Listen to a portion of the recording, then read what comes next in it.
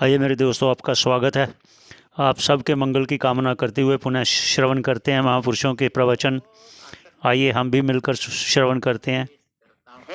ये दोनों एक मुट्ठी भस्म में बदल जाने वाले हैं एक दिन, और मैं भी एक मुट्ठी भस्म में बदल जाने वाला हूं। तो इतनी उटक पटक काहे करनी? थोड़ा प्रेम से रह ले, थोड़ा शांति से रह ले, थोड़ा आदर से रह ले।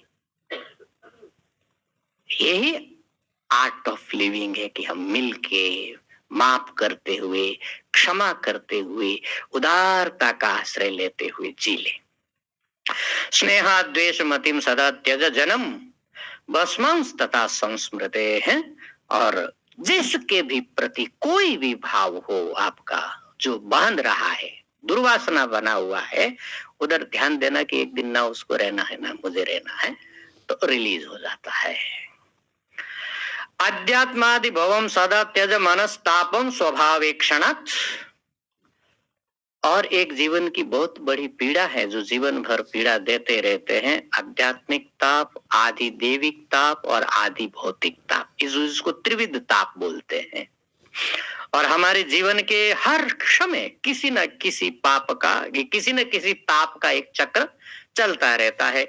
या आध्यात्मिक ताप से परेशान है, या आदि देविक ताप से परेशान है, या आदि भौतिक ताप से हम परेशान रहते हैं। परंतु एक चीज याद रखने का, आध्यात्मिक ताप हो, आदि भौतिक ताप हो या आदि देविक ताप हो, मन तक उनका प्रवेश हो सकता है, मन से आगे उनको एंट्री नहीं है।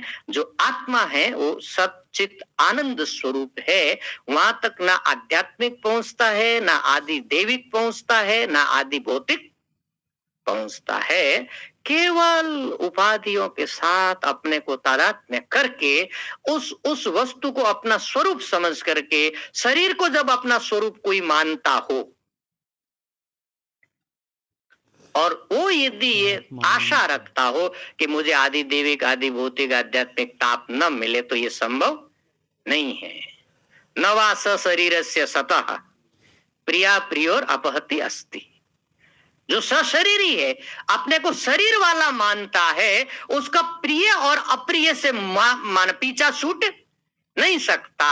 कभी आध्यात्मिक परेशान करेगा, कभी आदि भौतिक परेशान करेगा, कभी आदि देविक परेशान करेगा, किंतु जैसे ही वो अपने आत्म सत्ता की तरफ दृष्टि डालेगा तो इनका कोई वहां पर प्रवेश नहीं है।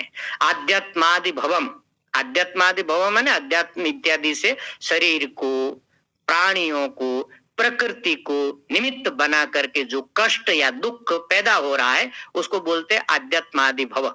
ये त्रिविध तापों की महिमा आप लोगों ने बहुत सुना होगा, बहुत विस्तार करने का घड़ी परमिशन दे नहीं रही है।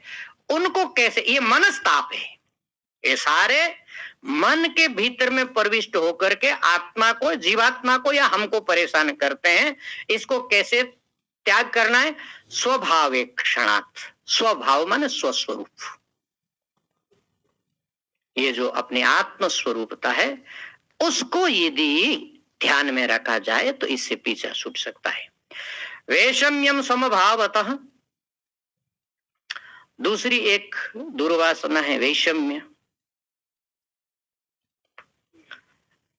ये संसार में बड़ा दुखदाई है, और रिश्तों के लिए विशेष करके।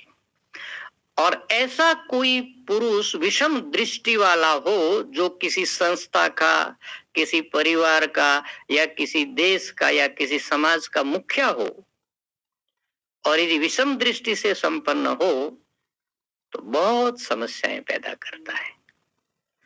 जहां पर भी विषमता आ गई वहां पर जो एक सहज हार्मोनी होती है, हार्मोनी को क्या बोलेंगे हिंदी में? एक सहज जो समभाव होता है, समरसता, समरसता, समरसता नष्ट हो जाती है।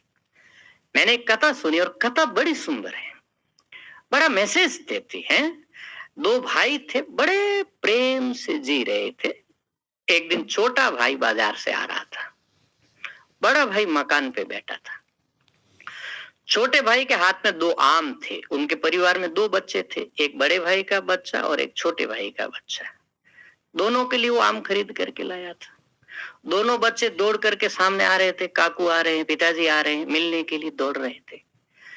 जब वो पास में पहुंचे बच्चे, तो उसने देखा कि जिस हाथ में बड़ा आम है उस हाथ की तरफ बड़े भाई वाला बच्चा दौड़ करके आ रहा है, और जिस हाथ में छोटा वाला आम है उस हाथ की तरफ उसका अपना बच्चा दौड़ करके आ रहा है। उसको लगा कि बड़ा वाला आम यदि बड़े भाई के लड़के को मिल जाएगा तो कैसा होगा, ये बड़ा वाला आम तो हमारे बच्चे को मिलना चाहिए। तो जैसे ही बच्चे दोनों पास में आए और उसको आम जब ऑफर करना था, तो उसने हाथ ऐसे कर दिए। तो क्या हो गया, बड़ा वाला आम अपने बच्चे की तरफ चला गया और छोटा वाला आम बड़े भाई के बच्चे की तरफ चला गया। बड़े भाई ने ये घटना ऊपर से देखा। उसने रात को बड़े शांति से छोटे भाई को कहा कि बहुत अच्छा हुआ, हम लोगों की बहुत अच्छी गुजरी, बड़े प्रेम से हम लोगों ने साथ में जीवन यापन किया, परंतु अब बच्चे बड़े हो रहे हैं, सबका अपना अपना भविष्य है, हम लोग बंटवारा करके अलग अलग ढंग से जीवन जिए।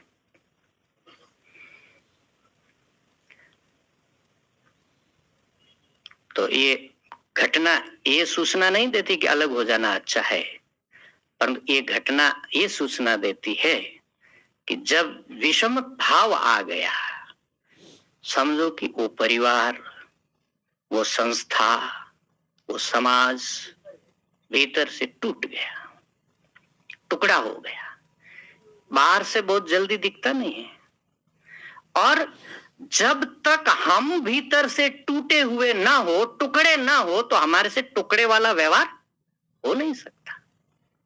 तो विषमता का मतलब है कि हम स्वयं पहले भीतर से टूट जाते हैं, टुकड़े हो जाते हैं, हमारी अपनी समरसता नष्ट हो जाती है, तब हम किसी के साथ विषम व्यवहार करते हैं।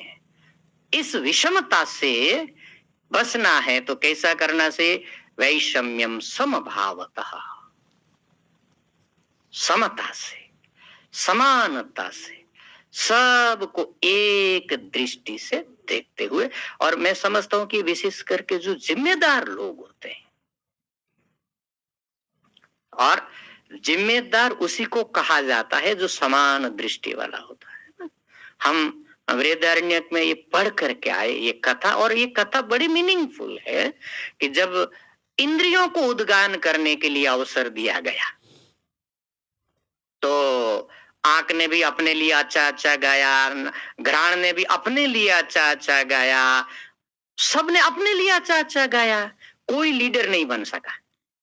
आखिर जब प्राण को अवसर मिला तो प्राण ने अपने लिए अच्छा अच्छा नहीं गाया, सबके लिए अच्छा अच्छा गाया, और प्राण सबका लीडर बन गया, सबका जीवन बन गया, सबका आश्रय बन गया। आज भी जब प्राण खाता है तो सब तृप्त होते। यह है समता की महत्ता, यह है बड़प्पन का महत्व, और यह है असल में बड़प्पन, समभाव, सबको एक समान भाव से देखना। ये इससे विषमता को जीता जा सकता है, नहीं तो फिर तो भैया अपने अपने लिए गान करते रहेंगे और असुर आ करके हमको क्या करते रहेंगे, मारते रहेंगे। तो ये आसुरी भाव से यदि बचना है तो क्या करना पड़ेगा, समता का एक अभ्यास करना पड़ेगा। वैषम्यम समभावतः, हे मन जही, ये किसको संबोधन कर रहे हैं, दूसरे किसी को ज्ञान नहीं दे रहे हैं। विद्यारण्य स्वामी जी ने पहले तीसरे श्लोक में जब प्रारंभ किया था तो एक पाठ दे दिया, हे मना, हे मेरे मन। वो अपने से संवाद कर रहे, वो अपने मन को समझा रहे कि तुमको ऐसा करना है। वैषम्यम समभावतः। और एक दूसरी जो हमारे लिए बड़े इंटरेस्ट का विषय है और बहुत प्रबल दुर्वासना है, पर कथा, दूसरों के लिए निरंतर बोलते रहना। अच्छा, हम इतने बुद्धिमान लोग हैं, मोदी जी को क्या करना चाहिए, हसीना को क्या नहीं करना चाहिए था, नेतन्याहू को क्या करना चाहिए, ईरान को क्या डिसीजन लेना चाहिए, बाइडेन का क्या रोल होना चाहिए, जैसे हमको सब एग्जैक्ट पता है। यदि अभी भाषण देना हो तो हमको सब पता है, परंतु हमको क्या करना चाहिए अपने कल्याण के लिए ये पता नहीं है। समस्या केवल यहां है।